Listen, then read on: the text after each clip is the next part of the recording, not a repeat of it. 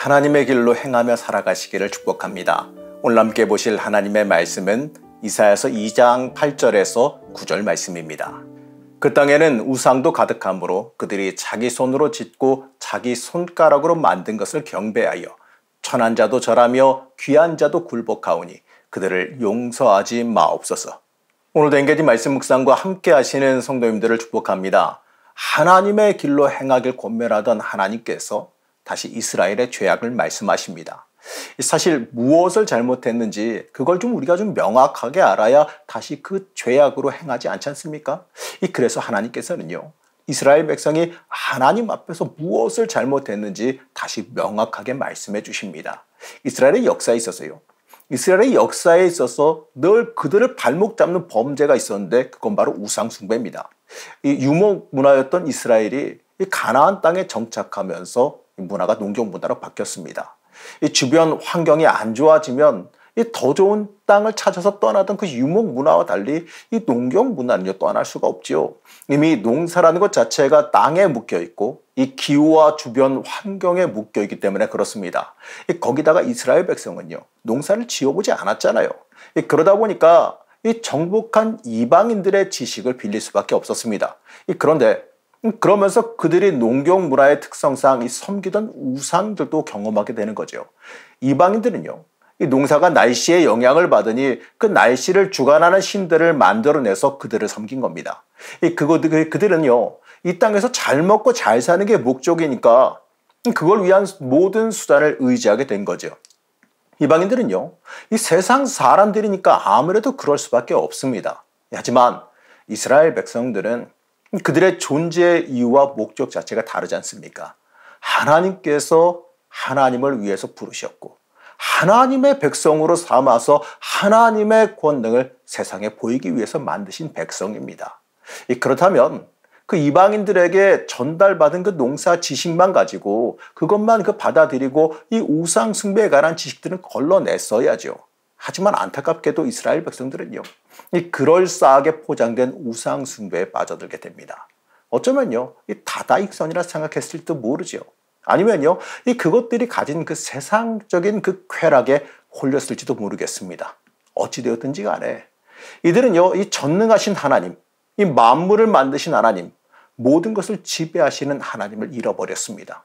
하나님의 전능하심을 명확하게 붙잡고 있었다면 이 절대로 일어날 수 없는 일이죠. 하나님의 사람으로서 그 정체성을 잃어버리면 안 됩니다.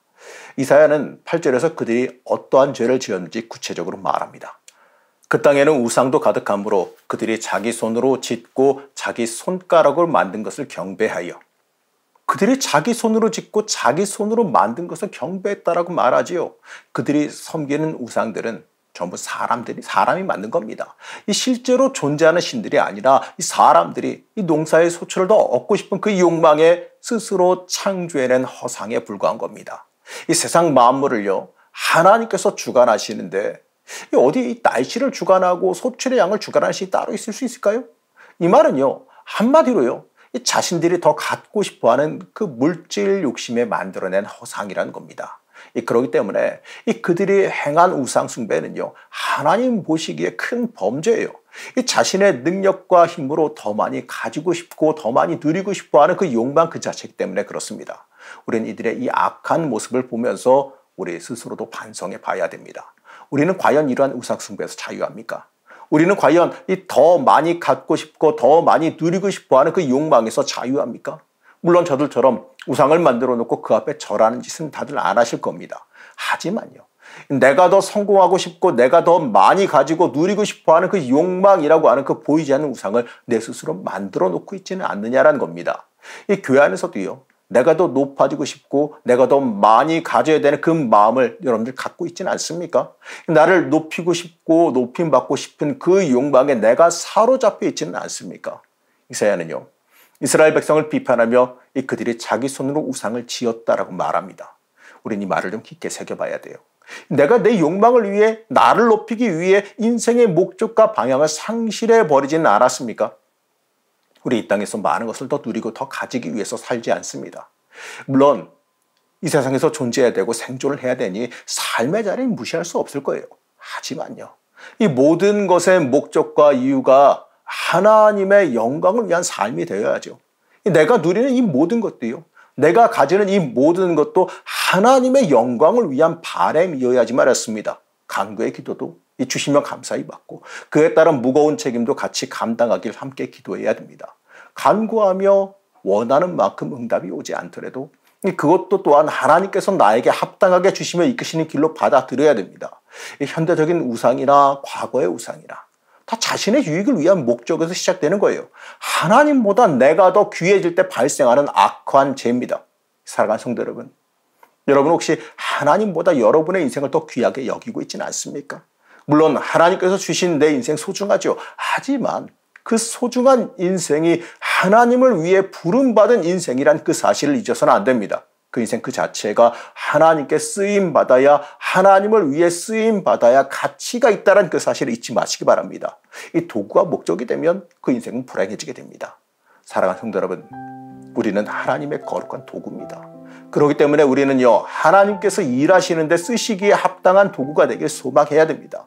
내 안의 우상을 내려놓고 하나님 앞에 나와 서시길 바랍니다. 하나님께서 쓰시겠다고 부르실 때 그 순간 망설이지 말고 하나님 앞으로 거룩히 나오시길 바랍니다.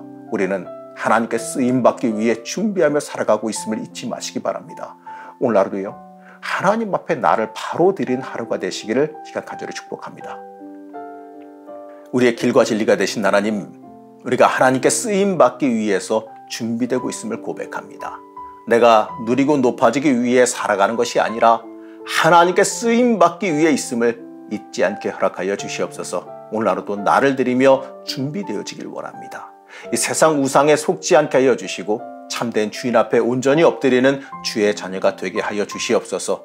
오늘 하루도 하나님의 복과 은혜 안에 있기를 원하며 거룩하고 존귀하신 예수님의 이름으로 간절히 기도드렸습니다. 아멘.